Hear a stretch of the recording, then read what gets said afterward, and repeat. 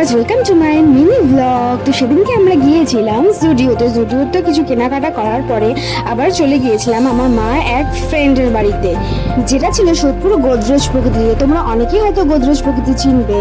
তো নিচে দাঁড়িয়ে আমরা ওয়েট করছিলাম, তারপরে মাসিমণি চলে এসেছিল আমাদের নিতে। দেখো, এদের লিফটে ওঠার পরেও গল্প শেষ হচ্ছে না।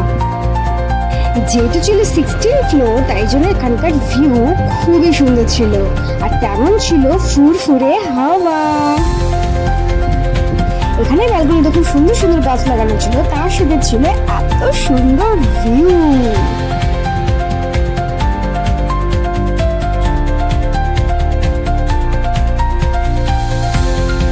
এখানে বসে করছিল সবাই গল্প আড্ডা।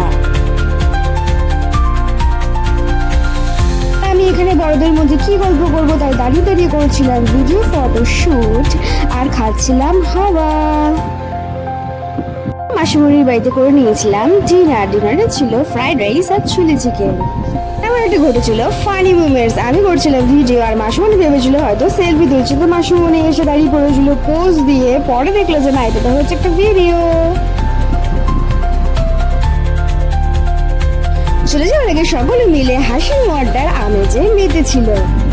এবার চলে এসেছিল টোটোতে উঠে আমরা মাসিমণি আর মেশোকে বাই বাই বলে রওনা দিয়ে দিয়েছিলাম। ভিডিওটি ভালো লেগে থাকলে অবশ্যই লাইক, কমেন্ট আর চ্যানেলটি সাবস্ক্রাইব করতে ভুলো না কিন্তু। বাই।